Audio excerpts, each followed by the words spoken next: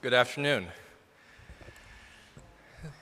Good to be with you all this afternoon. It turned out that it cooled down, so we were able to enjoy the beautiful sanctuary here together. I'm really grateful to be able to honor Marcia Malmer. I think of her, of course, because she made this beautiful stole for me.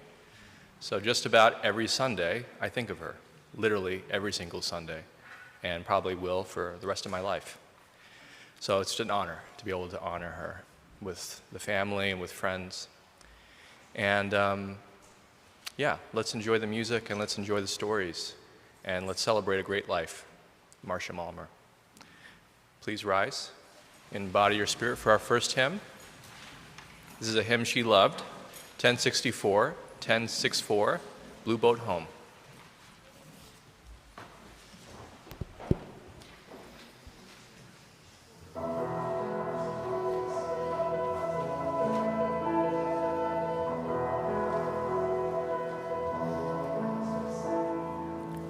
Though below me I feel no motion, standing on these mountains and plains, far away from the rolling ocean, still my dry land heart can say, I've been sailing all my life now, never harbor or port have I known. The wide universe is the ocean I travel, and the earth is my blue boat home.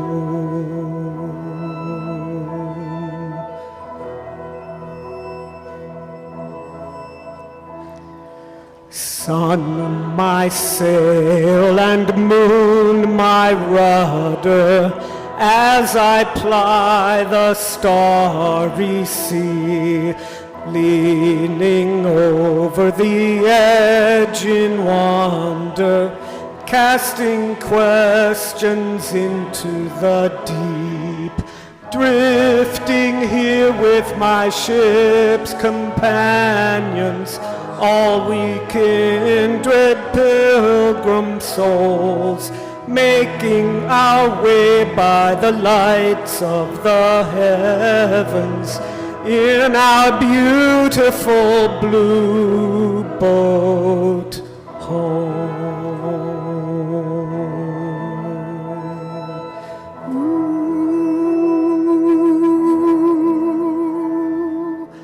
I give thanks to the waves upholding me, hail the great winds urging me on, greet the infinite sea before me, sing the sky my sailor's song.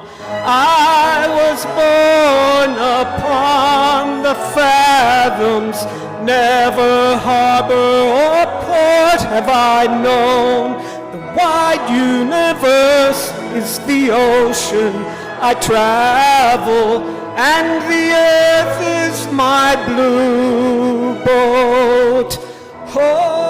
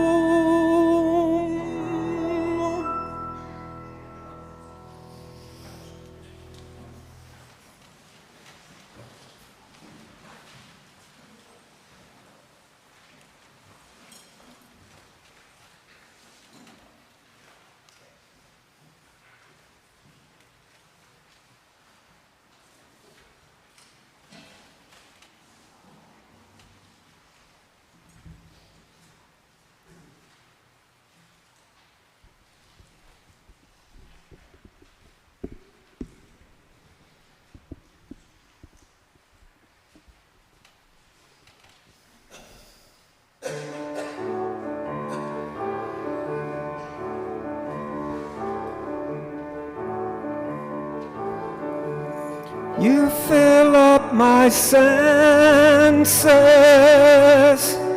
like a night in the forest. like the mountains in springtime, like a walk in the rain, like a storm in the desert, like a sleepy blue ocean. You fill up my senses, come fill me again. Come, let me love you, let me give my life to you. Let me drown in your laughter, let me die in your arms, let me lay down beside you, let me always be with you. Come, let me love you, come love me again.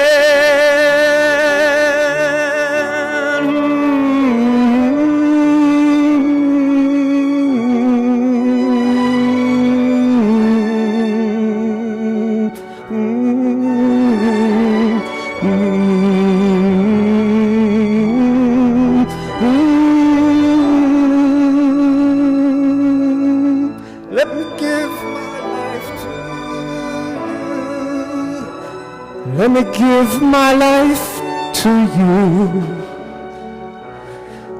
Come, let me love you. Come, love me again. Fill up my senses like a night in the forest, like the mountains in springtime, like a walk in the rain, like a storm in the desert, like a sleepy blue ocean. You fill up my senses, come fill me again.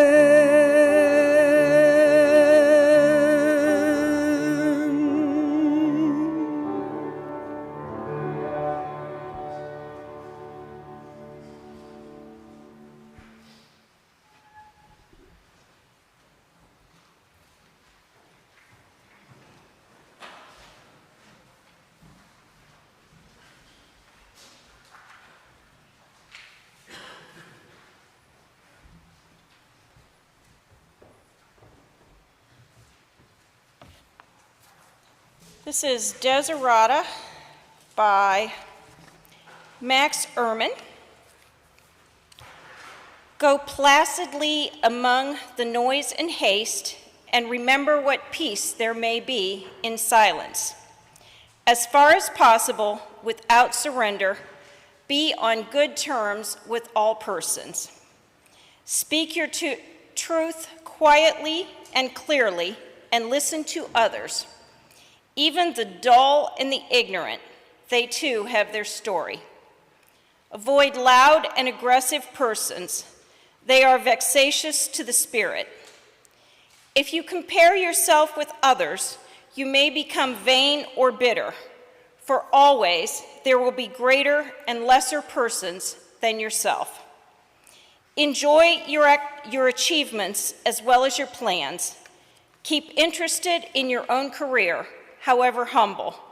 It is a real possession in the changing fortunes of time. Exercise caution in your business affairs, for the world is full of trickery. But let this not blind you to what virtue there is. Many persons strive for high ideals, and everywhere life is full of heroism.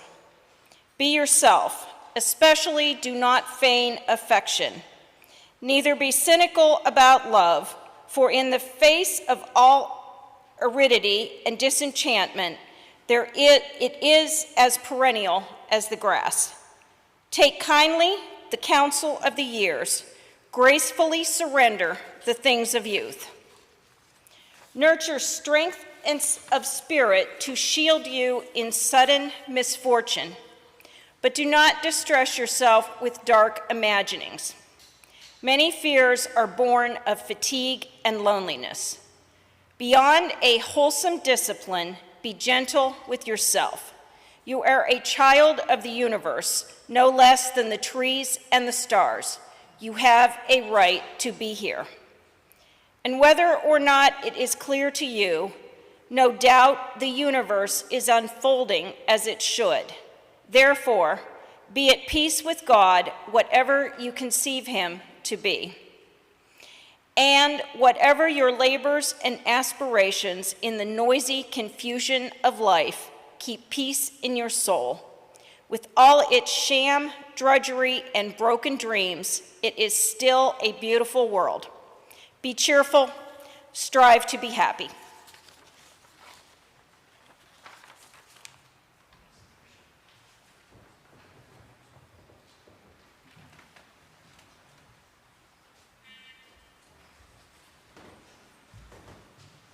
Please join me in a time of silent meditation for just about a minute or so.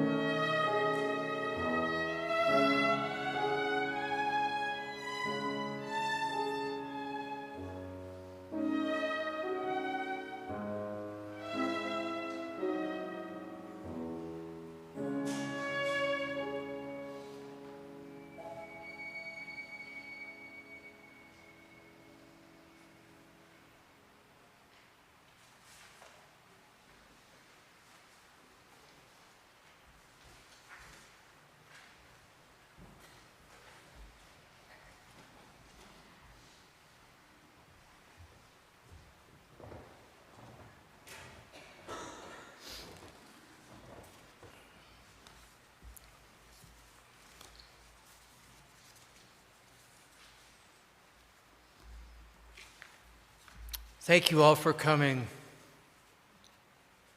I have been overwhelmed by the kindness of all my family and friends at this time. I will go on, and I will try to be happy because she would want me to.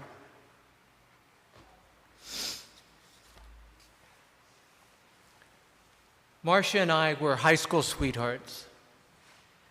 Then I went off to Ohio State University, and she went to work as a legal secretary at Sheet and Tube because her mother did not want her to go to Ohio State even though she had a full scholarship, because I was there. I flunked out of college because beer and babes isn't the way to get through college, and returned to Youngstown, and something told me I really ought to look Marcia up. I had left a shy, bookish brunette, and when I returned, I discovered a blonde, cigarette-smoking woman who drove a white Impala convertible. Whoa.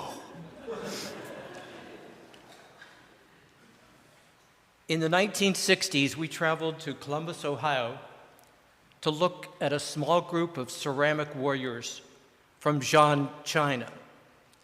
The warriors guarded the first emperor of a united China. Marcia never dreamed that one day we would be able to go to China and see the entire ceramic army standing beside their emperor's tomb. In 2007, we traveled to China with good friends Karen and Phil Zotterer, who are here today.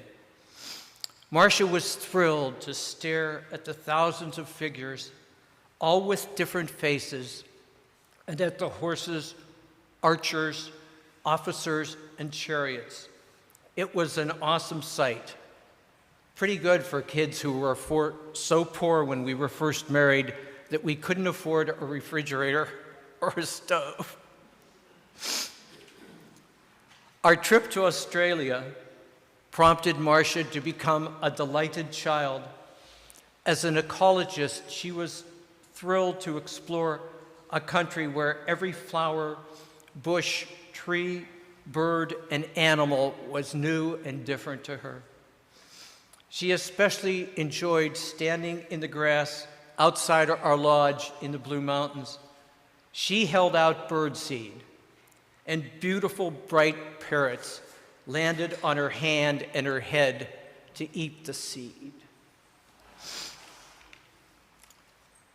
I do not drink coffee, but I made her a cup every morning so that she would not have another car accident from lack of caffeine because she was a night person and I was a day person. When she needed care during the last few years of her life, she said she did not know what she did to deserve such good care. But I explained it was all her fault. It was payback for her treatment of me through 60-plus years of marriage.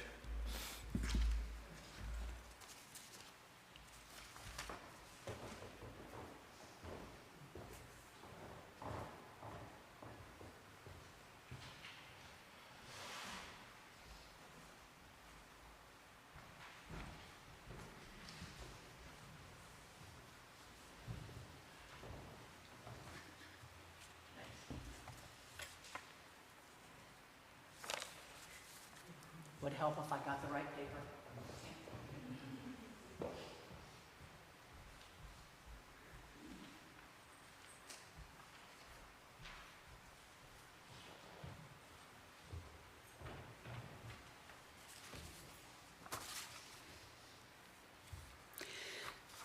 Scenes from a friendship from 50 years.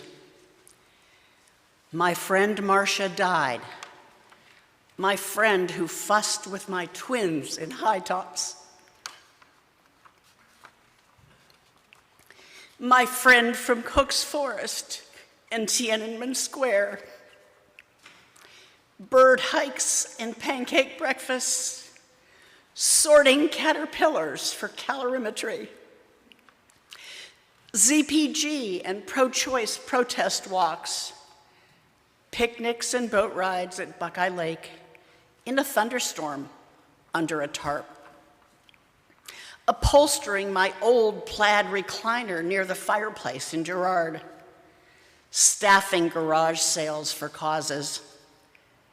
These memories remain, though Marcia has gone.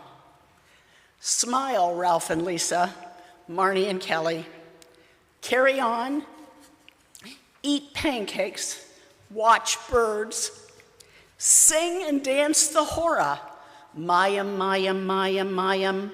May we discover water in the desert.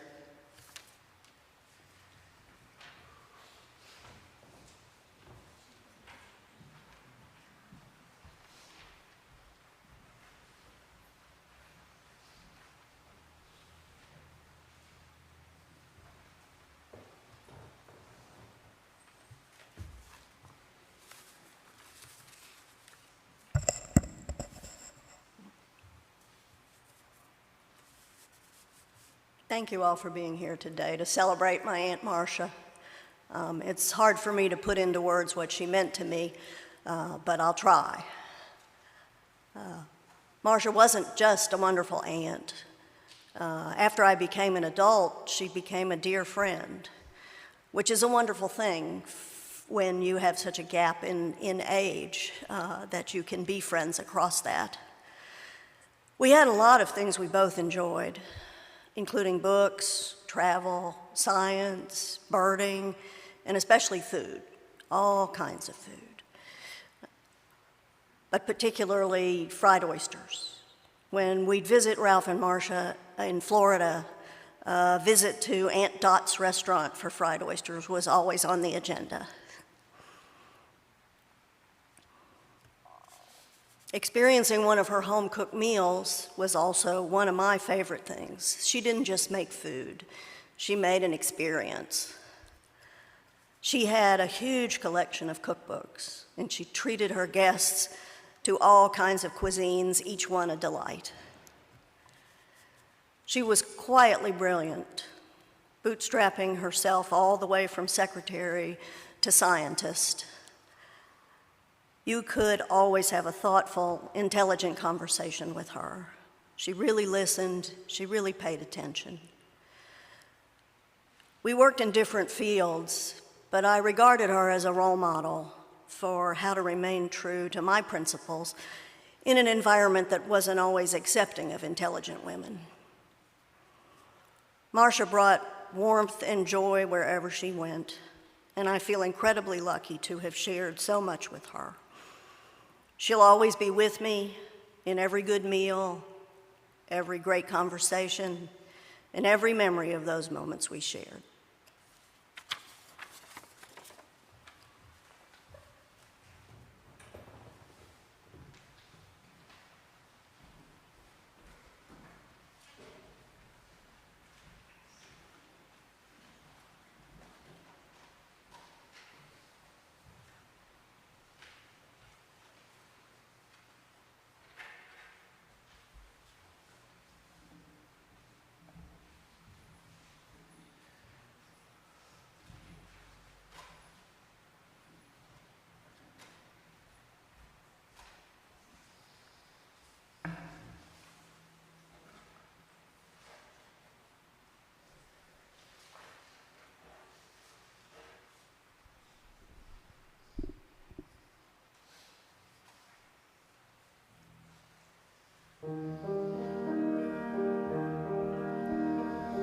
If we only have love, then tomorrow will dawn, and the days of our years will rise on that morn.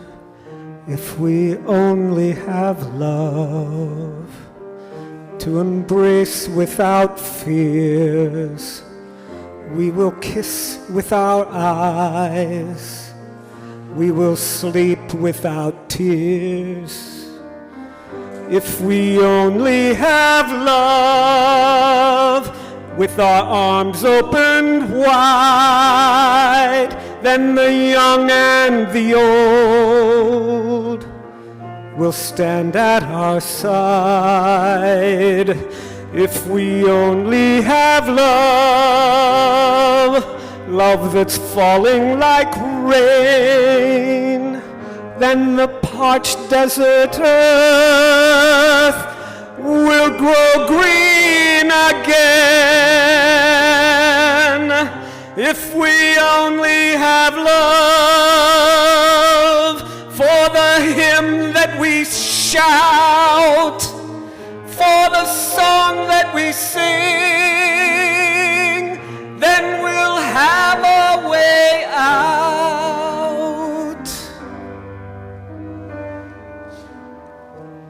If we only have love, we can reach those in pain. We can heal all our wounds. We can use our own names.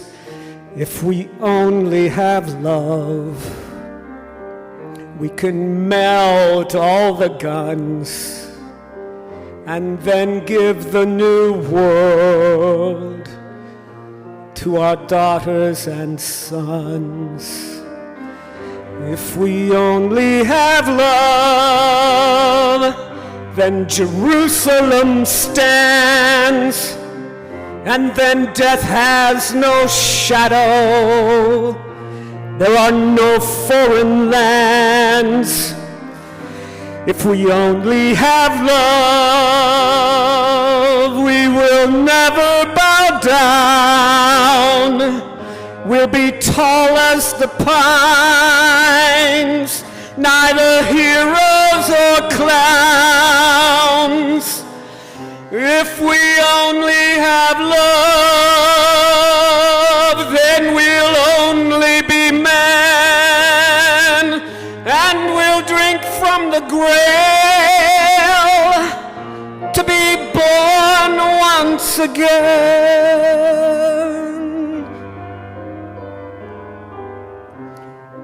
Then with nothing at all but the little we are, we'll have conquered all time, all space, the sun, and the stars.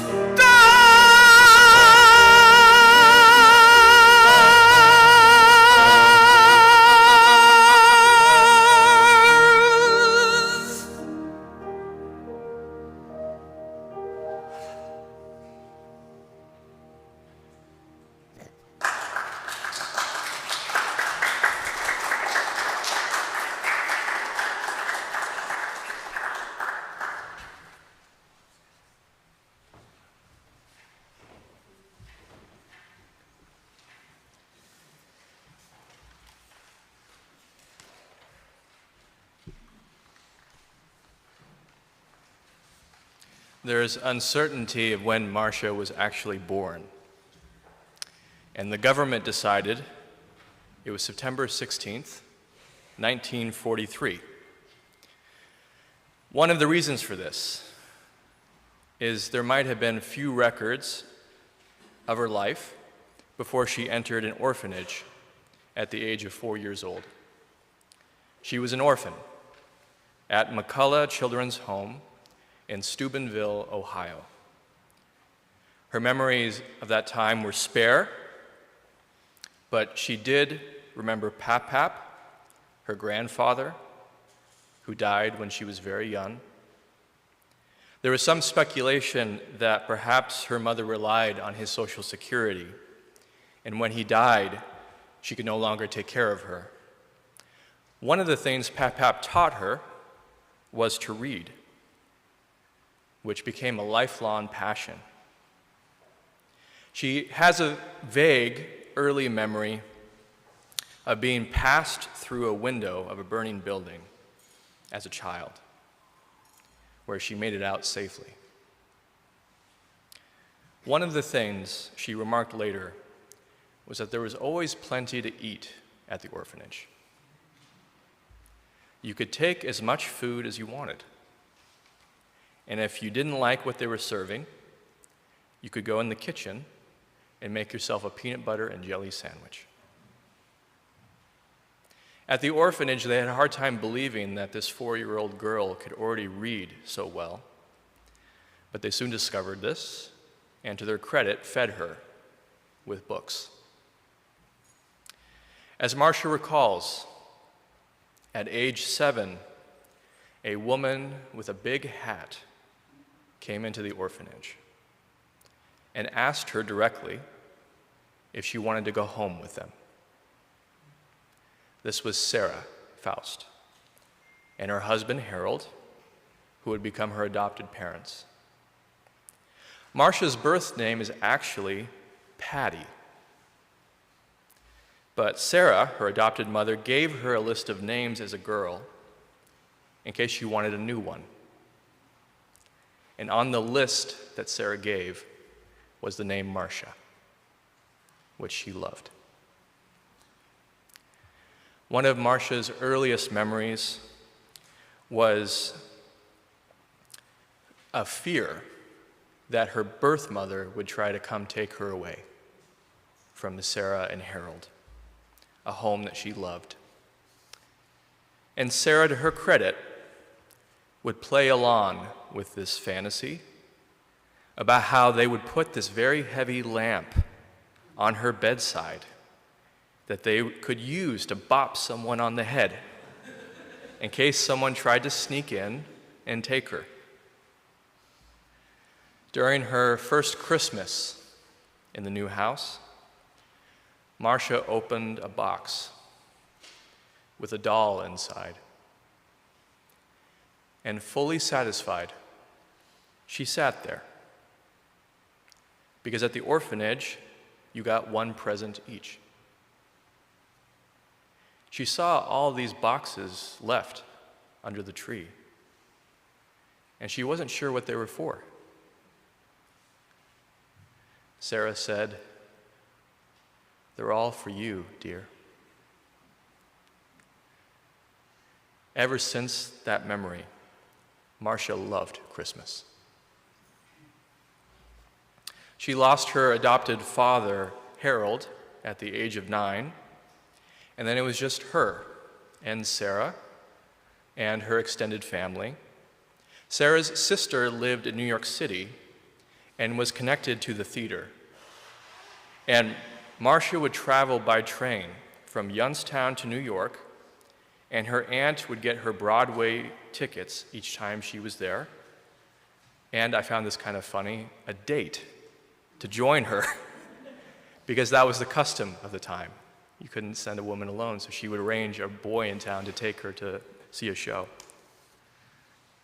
Sarah and Marcia routinely brought their cat Chi-Chi on the train until they regularly met a porter who was afraid of cats and refused to hold or take the bag.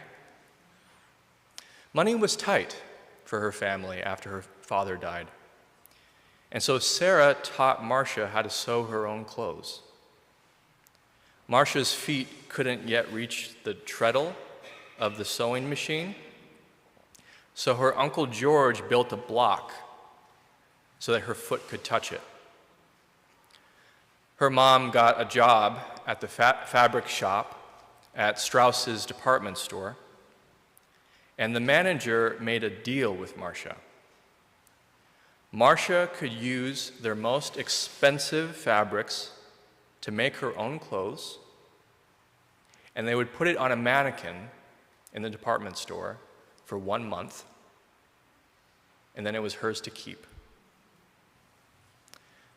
Marcia bought her first sewing machine at Strauss's department store when she was in high school, and it's still running to this day.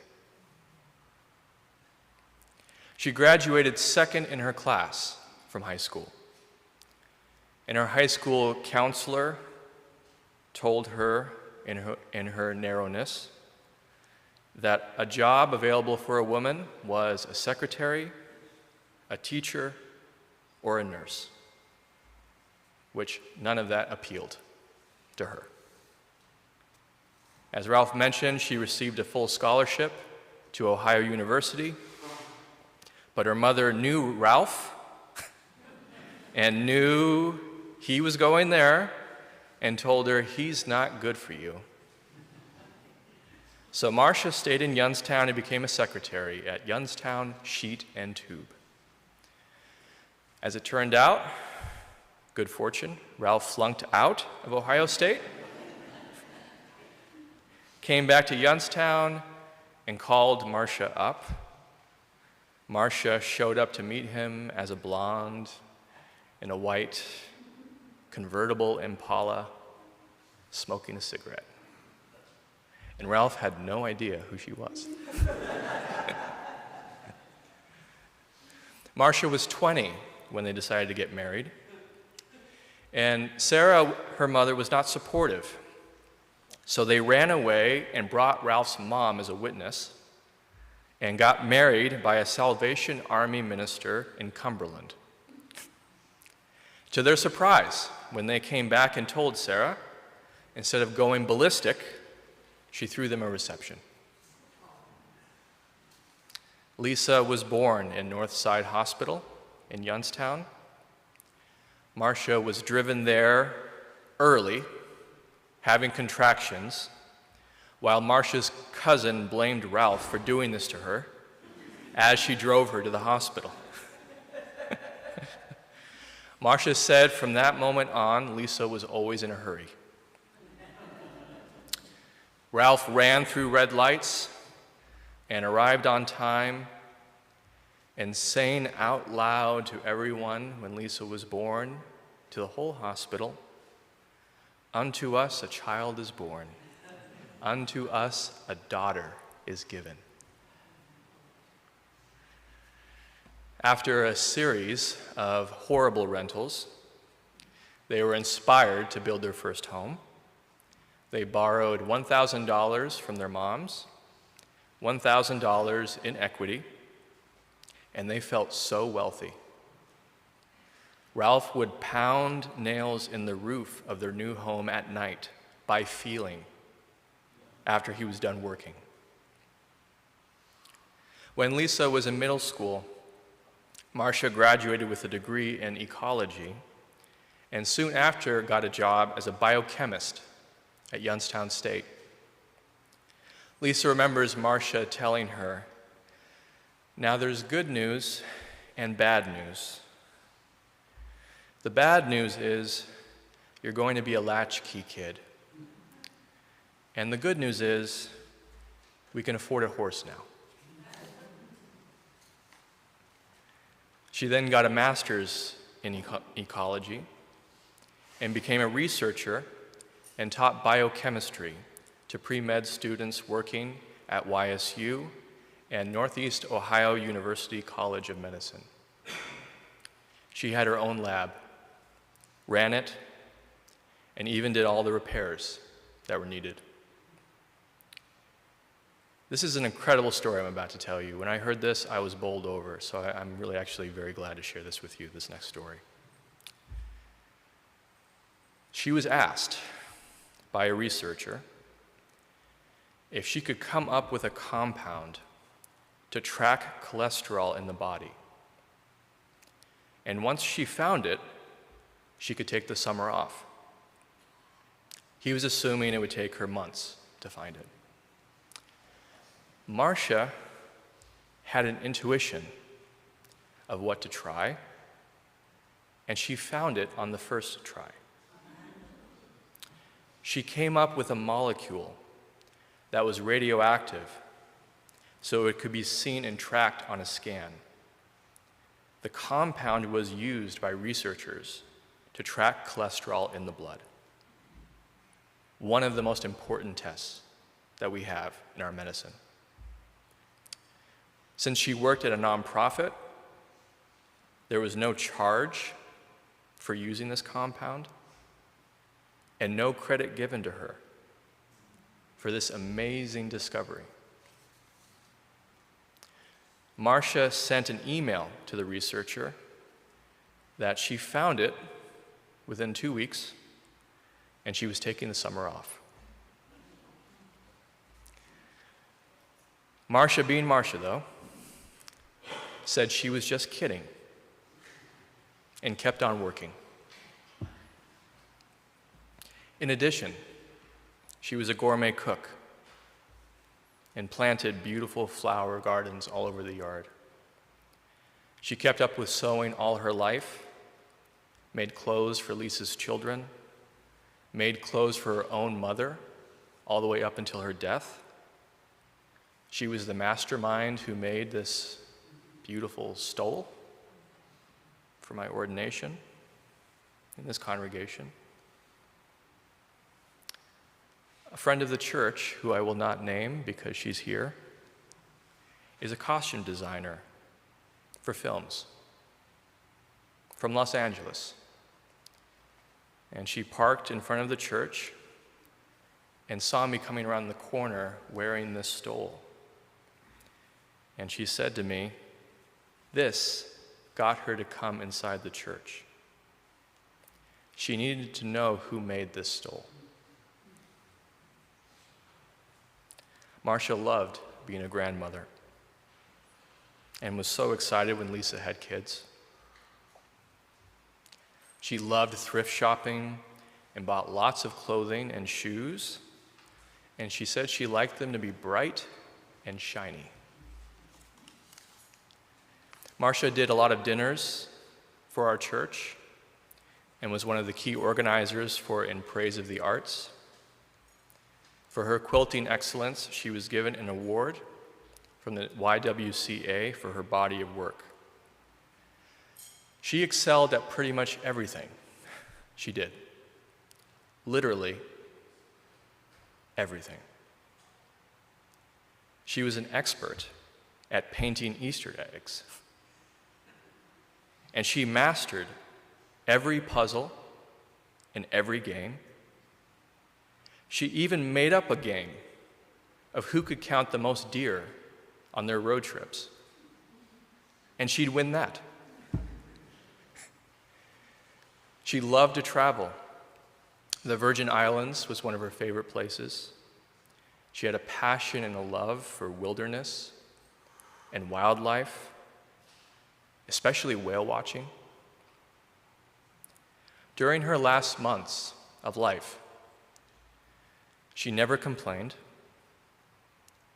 and always took an interest in what other people were doing and what their life was like, even when she was incapacitated. She told Ralph one time, "You might meet other women, but no one will ever love you as much as me." She was politically active as well and was involved in the zero population growth movement. Marcia was truly a woman of varied interests and passions, and she excelled at all of them. And under that was a deep warmth and intelligence and love for her family, for wildlife, for medicine, for books, and never forgetting to take the time to read those books to children. She knew how to put things together in a way that was truly beautiful, and you can see that, right? And downstairs we have an exhibition of some of her quilts on the wall. She knew how to put things together in a way that was beautiful, whether it was a molecule or a piece of fabric for a stole or clothing for her grandchildren. Her brilliance and love will shine. And I'll always think of her every single Sunday. She will shine in more ways than I think we can imagine.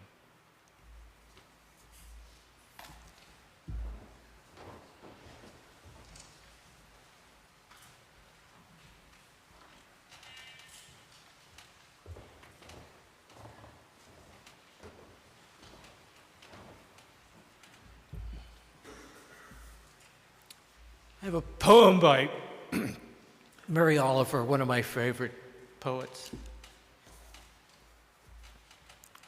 When death comes, like the hungry bear in autumn, when death comes and takes all the bright coins from his purse to buy me and snaps the purse shut, when death comes like the measles pox, when death comes like an iceberg between the shoulder blades, I want to step through the door full of curiosity, wondering, what is it going to be like, that cottage of darkness?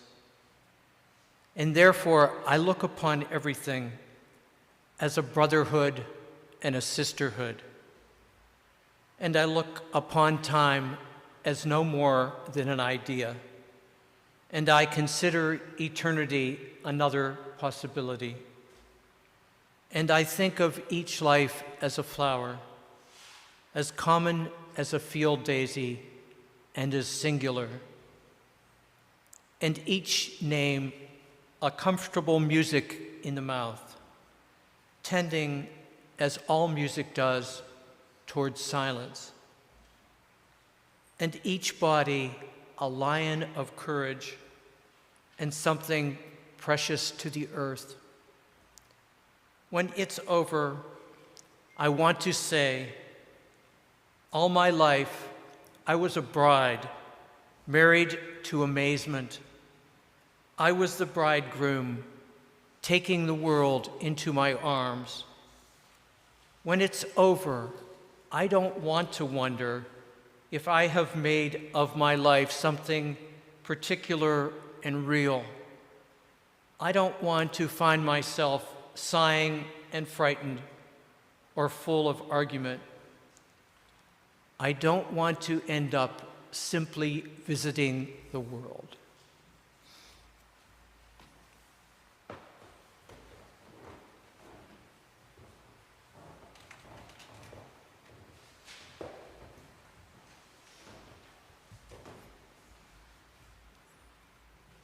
It's great that we're going to do a version of Sweet Caroline, but Sweet Marcia.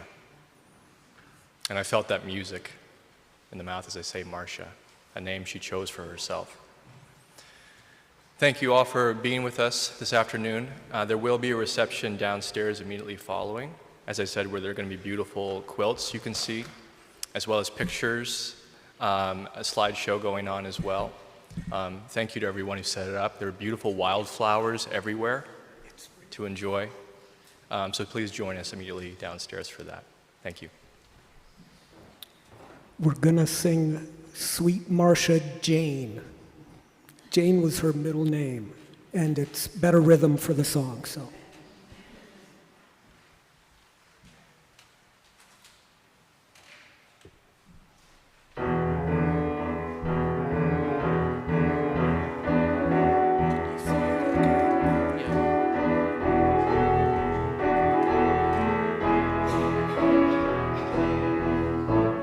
Where it began,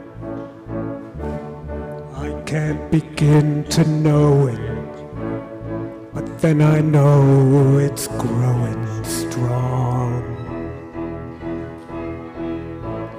Was in the spring, And spring became the winter, summer. if we'd come along.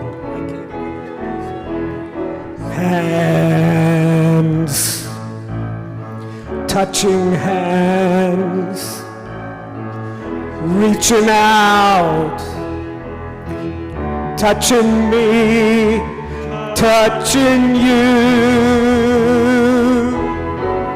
Sweet Marcia Jane, ba ba ba. Good times never seem so good. I've been retained to believe they never would, but now I look at the night and it don't seem so lonely. We fill it up with only two. And when I hurt, hurtin' runs off my shoulders. How can I hurt when I'm holding you? Warm, touching warm, reaching out, touching me, touching you. Sweet Marcia Jane, good times never seem so good. I've been inclined To believe they never would. Oh, no, no.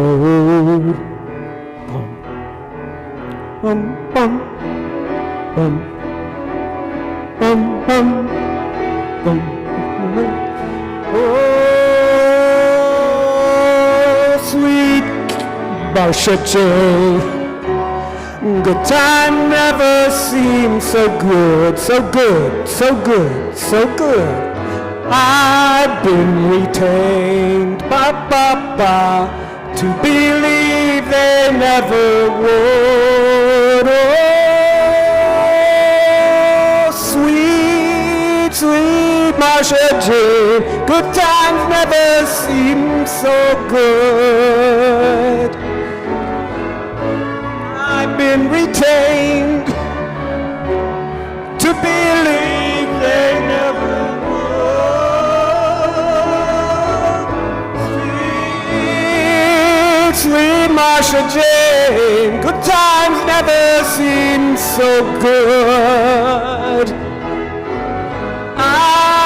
I've been retained to believe they never would. Sweet Marcia Jane.